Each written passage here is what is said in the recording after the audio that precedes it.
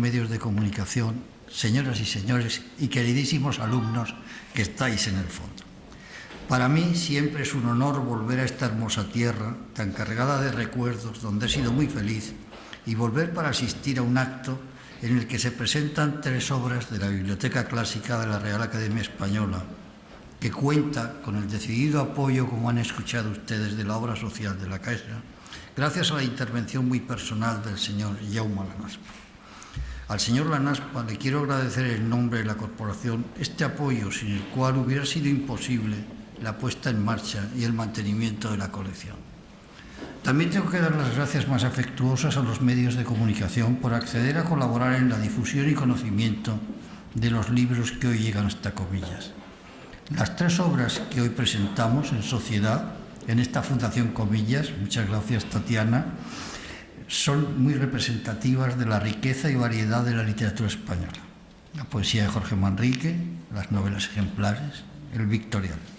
De las novelas ejemplares les hablará a ustedes nuestro Luis Goytisolo, al que le tengo que agradecer su lucha victoriosa para vencer las dificultades por estar esta mañana con nosotros.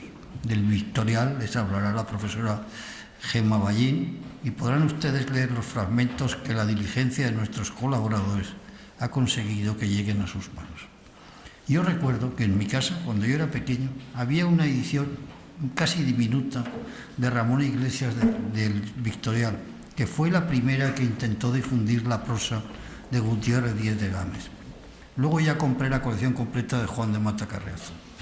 La aparición en el siglo XV de esta galería de retratos de don Pero Niño, de don Álvaro de Luna y de Miguel Lucas de Iranzo, que corresponden cronológicamente a los 3 reinados, al del rey Enrique, al de Juan II y al de Enrique IV, es muy notable.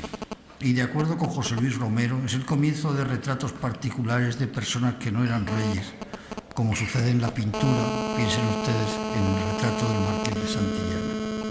La lectura del Victorial es uno de los placeres mayores que van a encontrar.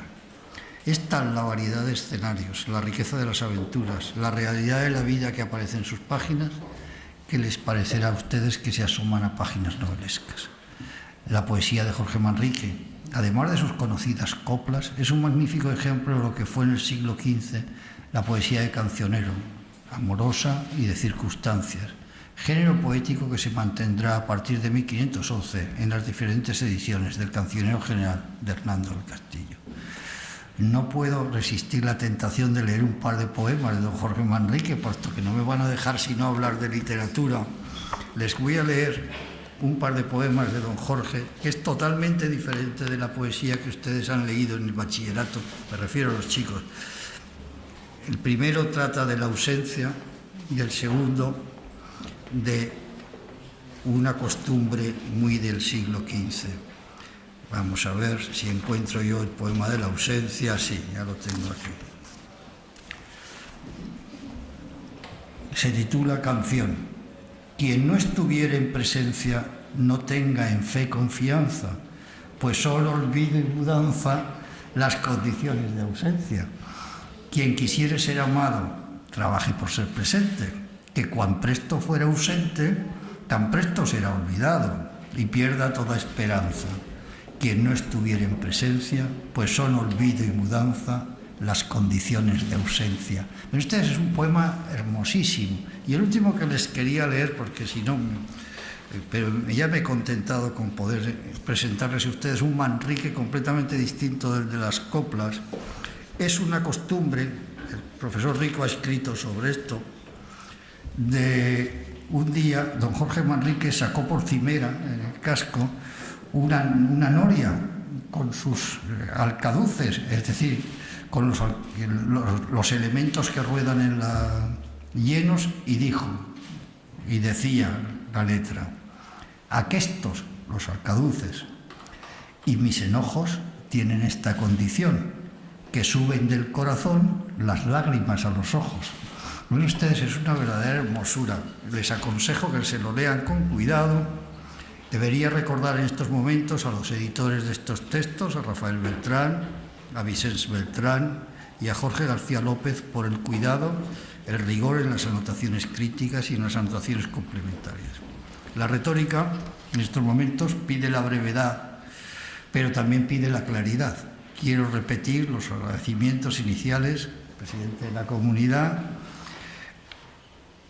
a las personas que han intervenido o que van a intervenir, a los asistentes que representan a los medios de comunicación y especialmente a Jaume Lanaspa, que con una visión amplísima de los valores culturales ha sabido hacer suya la idea de Francisco Rico y su desarrollo en esta serie, que acabará con 111 obras fundamentales para conocer la literatura en lengua española. Muchísimas gracias a todos en nombre de la Real Academia Española.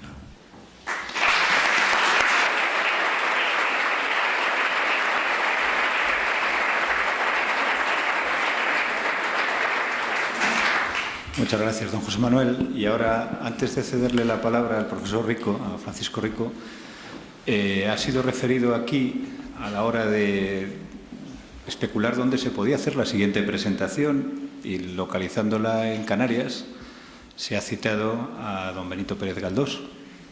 Pues volviendo a hacer el mismo ejercicio que me corresponde como presidente del Gobierno de Cantabria, don Benito Pérez Galdós.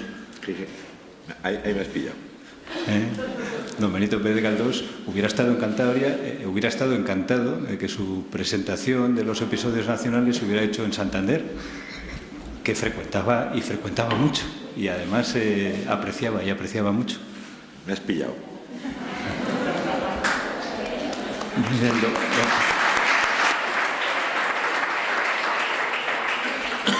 Tiene la palabra ahora don Francisco Rico.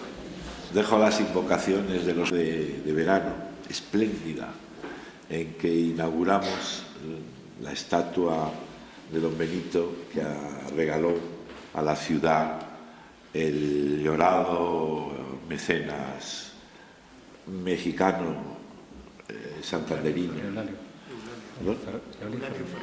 Claro, es Eulalio Ferrer, a quien aprovecho para dedicar un recuerdo. La Biblioteca Clásica de la Real Academia Española tiene una explicación y una génesis muy sencilla.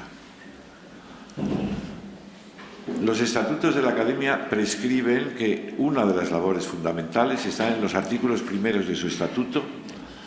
Debe ocuparse del patrimonio literario español y presentar ediciones de gran categoría científica de los principales maestros de la literatura española. Y al mismo tiempo prescribe que esas ediciones sean materialmente elegantes y accesibles al lector general. Yo había empezado en 1993 una colección, yo era ya académico, pero no lo había pensado para la academia, una colección que conjugara esas dos posibilidades: la mayor exigencia filológica, los requisitos científicos más rigurosamente al día, y hoy hemos aprendido muchísimo sobre cómo se editan los autores antiguos, y al mismo tiempo la posibilidad de llegar a todos los lectores.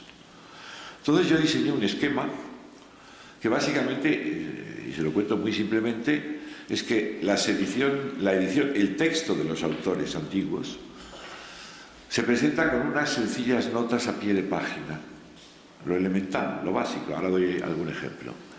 Y al final del volumen va toda la erudición, todas las explicaciones de por qué se ha elegido esta palabra y no otra entre las variantes que se dan de un mismo texto, notas con bibliografía y referencias copiosas sobre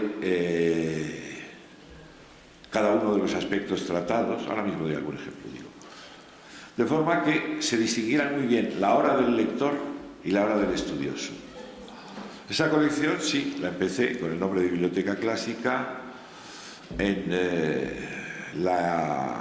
el mundo editorial privado.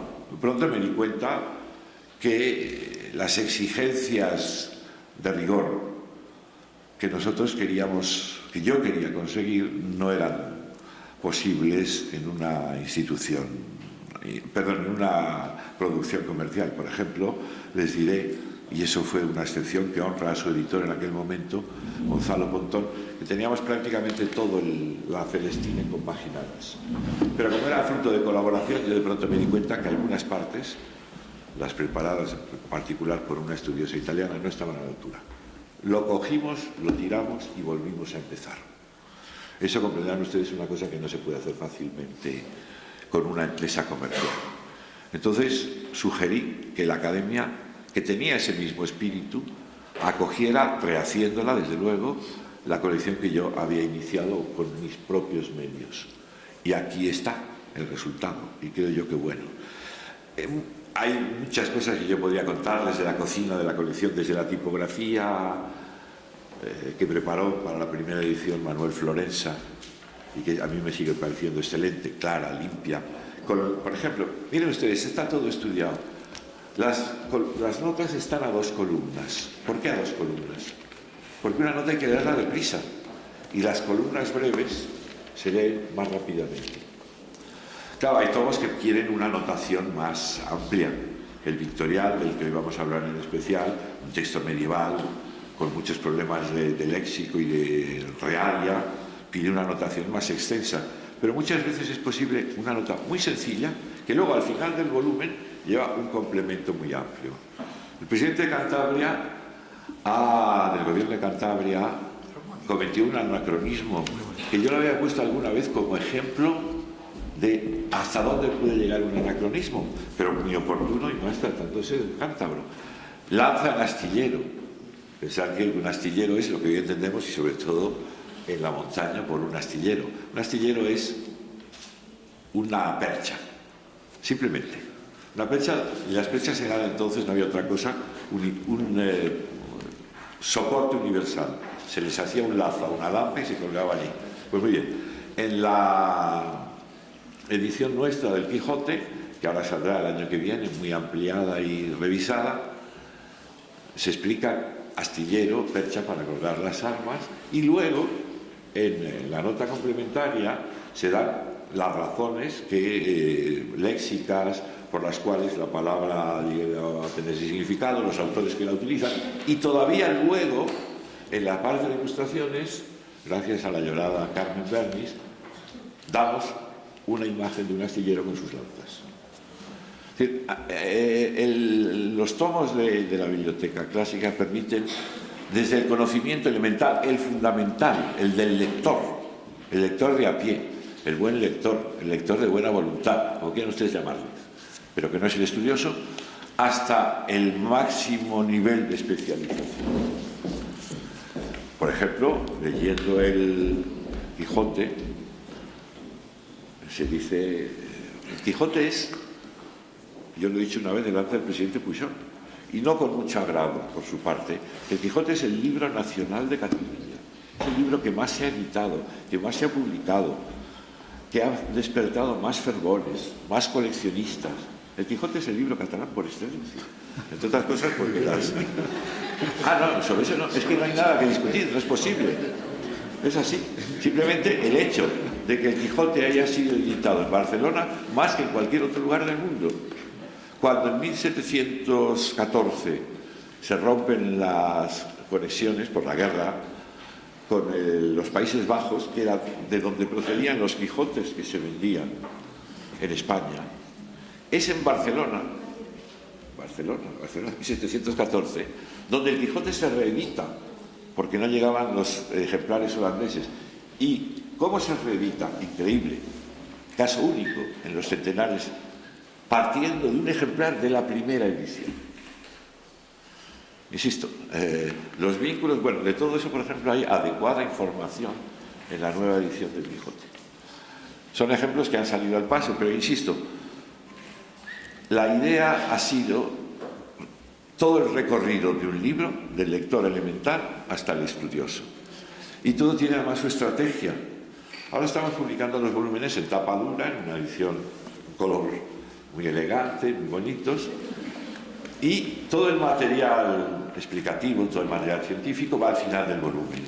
Idea: en un par, 3, 4, 5 años, cuando en vez de 20 y algo tengamos ya 30 y algo, haremos ediciones con solo el texto y las notas a pie de página en bolsillo, sin necesidad de rehacer nada. Y sabiendo entonces el lector de la edición de bolsillo que si quiere saber más, tiene que irse a la edición encuadernada. Esta es la filosofía, si quieren decirlo así, que la academia está poniendo en práctica, cumpliendo sus estatutos, y para cuyo desarrollo contamos con la Fundación La Caixa, particular entusiasmo de Jaume Launaspa, pero todas las otras colaboraciones serán bien recibidas. Les digo además también a otros efectos secundarios, pero que de esta colección están saliendo las nuevas generaciones de los filólogos españoles. ¿Quién puede hacer estas colecciones, plantear este esquema? Pues los viejos no podían. Yo en algún momento he recurrido a autores muy prestigiosos y muy valiosos, pero no sabían proceder con las exigencias filológicas, que son hoy muy distintas de hace 30 años. Y entonces he tenido que ir formando entre alumnos míos y jóvenes universitarios, jóvenes profesores, jóvenes ya quiere decir cuarentones, se van todos a los 40 años, nada de... Las nuevas generaciones de filólogos españoles se están haciendo aquí, puedo decirlo con mucho orgullo. Es quizá... Yo he dicho alguna vez que yo me salvaré, si Dios quiere, porque he hecho una obra buena. He hecho la edición del Quijote, de la que han circulado más de 3 millones de ejemplares. Esa es la obra buena que yo podré alegar ante el Señor.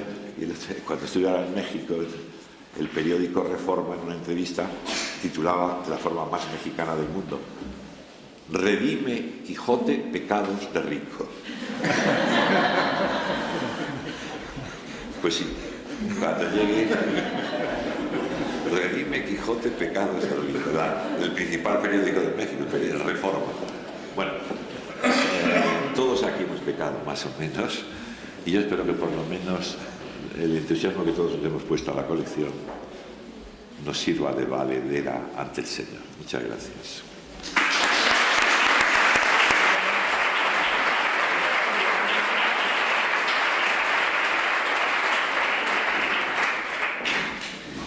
Bien,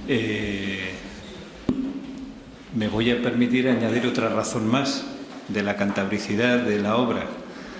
De la obra me refiero del Quijote, y es que don Miguel de Cervantes, cuando se edita la obra en el año 1613, se la dirige a don Pedro Fernández de Castro, Urdiales, lógicamente, que además era conde de Lemos, pero vamos, Fernández de Castro pues tenía que ser, como su buen apellido decía, también otro cántaro. Las novelas ejemplares. No, las novelas ejemplares, sí, las novelas ejemplares, que no el Quijote.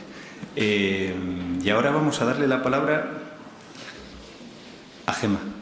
A Gema le damos la palabra, y ella, doña Gema Ballín, comillana, nos va a hablar, nos va a introducir una de estas obras, el Vitorial, perdón. Por favor, Gema. Muchísimas torres fortificadas que se erigieron en la Edad Media en nuestra región cumplía con las funciones de vivienda y sobre todo de defensa, y también preludia a la futura casona montañesa. Es de planta rectangular y se eleva en 3 alturas, en piedra de mampostería rematada con sillería. La puerta de acceso está bajo un arco apuntado y con grandes dovelas.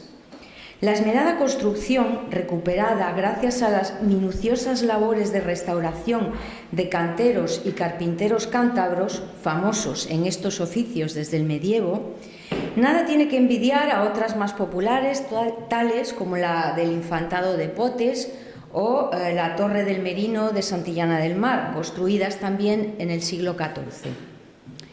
Declarada de interés cultural, la torre, sita en el municipio de San Felices de Buelna, cerquita de aquí, le debe esta distinción a su primer e ilustre propietario. Quien la ordenó levantar, no obstante, fue su hermano Alfonso, merino mayor de Valladolid e hijo, al igual que nuestro protagonista, de Inés Laso de la Vega, dama que pertenecía a uno de los linajes de mayor raigambre de Cantabria. Se preguntarán ustedes sobre la relación que guarda la torre en cuestión con el libro que aquí les presentamos.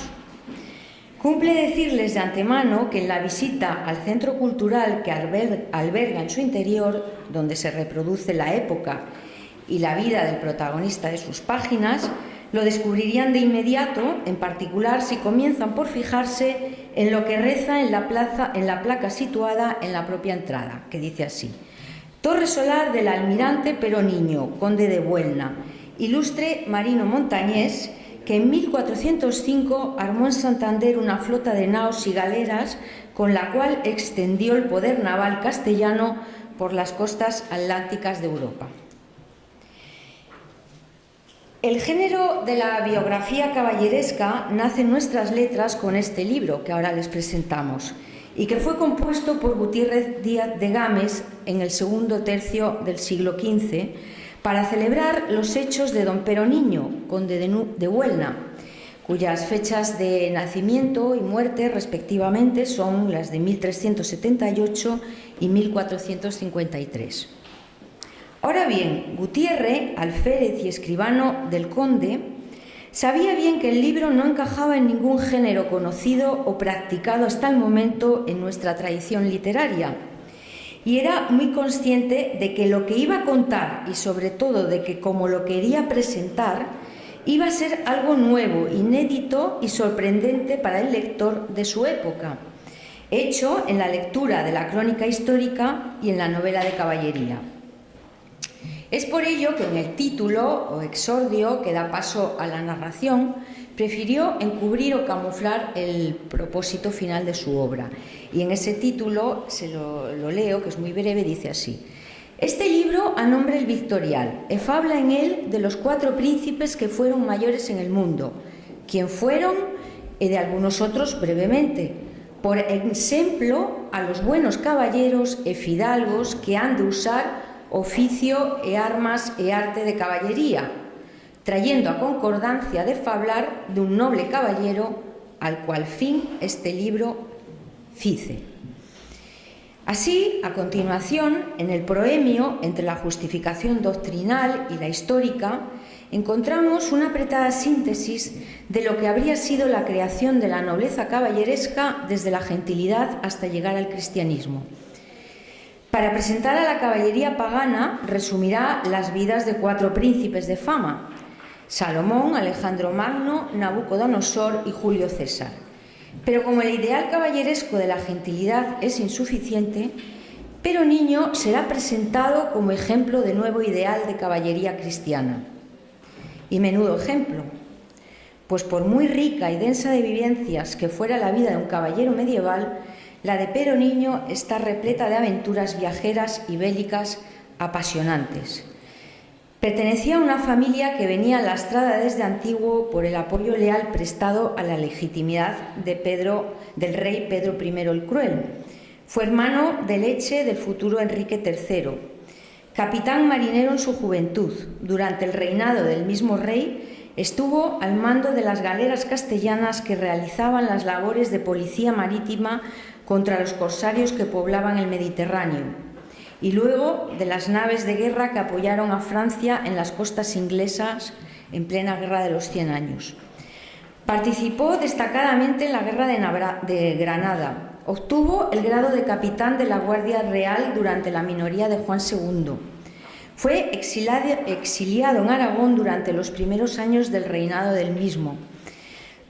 Recuperado por Álvaro de Luna y recompensado ya en plena madurez con la concesión del condado de Buelna, creado por Juan II de Castilla el 30 de mayo de 1431. En su vida personal se casó con 3 mujeres emparentadas con la flor innata de la nobleza castellana y portuguesa, y fue amante de una sin duda bellísima dama francesa, también de alcurnia. En definitiva, no se le pueden añadir mayores hechos de excepcionalidad a una vida para que sea digna de ser contada. Desde el mismo título, en efecto, asistimos a lo que de increíble y extraordinario tiene esta verdadera historia novelesca, porque Gutiérrez, como han oído, llama a su obra el Victorial, y dice: porque en cuantas batallas él fizo, nunca fue vencido, antes fue siempre vencedor. Bien, estas palabras hacen que nos preguntemos a propósito del mismo si es historia o es novela. No cabe duda de que la biografía narrada es históricamente verídica, pero la sublimación del protagonista le da inevitablemente una dimensión novelesca. La oscilación entre la veracidad y la fantasía es patente desde el principio y se extiende hasta las últimas páginas. En el nacimiento de don Pero Niño confluyen circunstancias de excepción, como el hecho de que su madre amamantara al futuro Enrique III de Castilla, que jugará un papel simbólico especial en toda la crónica, por cuanto el servicio del Trastámara tendrá nuestro héroe la oportunidad de redimir un linaje familiar de inciertos orígenes por parte de padre. En efecto, ¿historia o novela? Porque desde sus primeras armas en el sitio de Gijón en 1394 y sus proezas en Sevilla o en Portugal, hasta las navegaciones corsarias por el Mediterráneo, las incursiones en Barbería o las guerras de Navarra, de Granada, y la vida del conde está formada por episodios sustancialmente históricos, pero el gran cronista, que es Gutiérrez Díaz, les da una elaboración tan fascinante que adquieren la fuerza de la mejor ficción.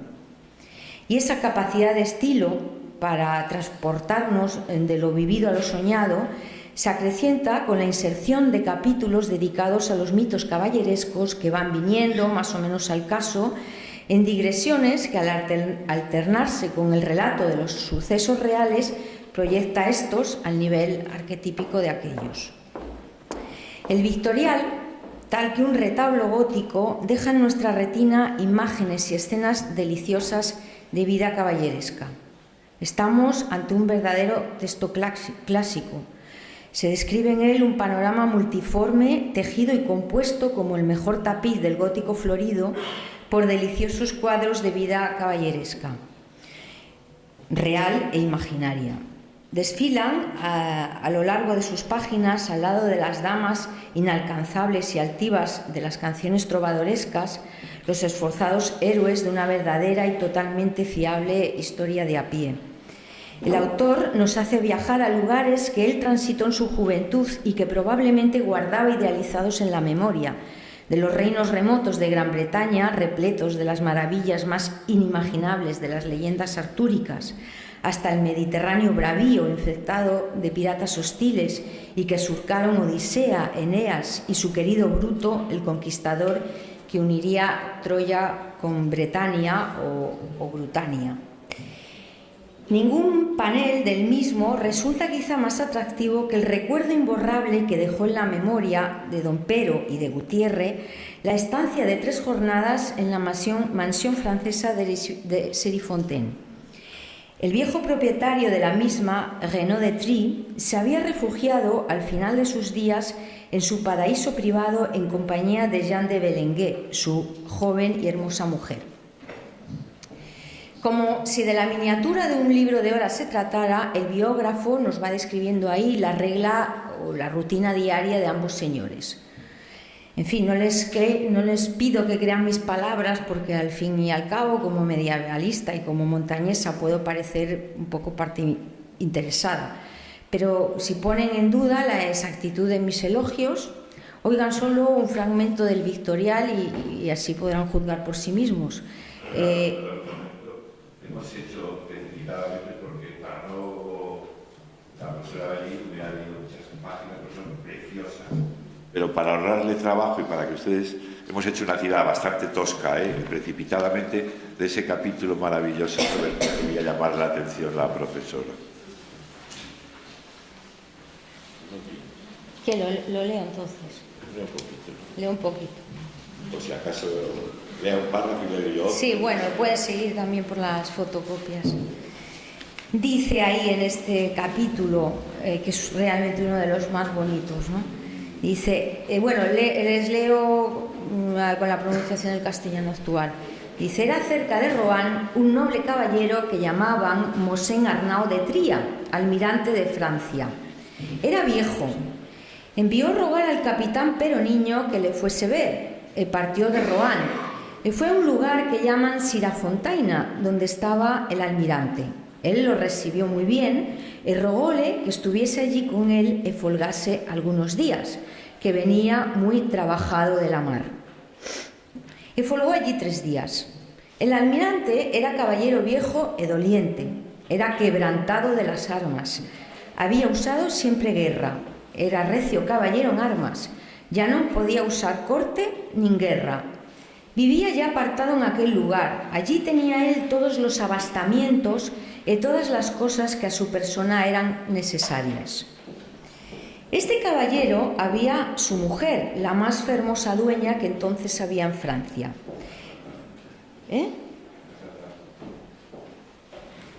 Sí, bueno, no lo leo todo, si no, no acabamos.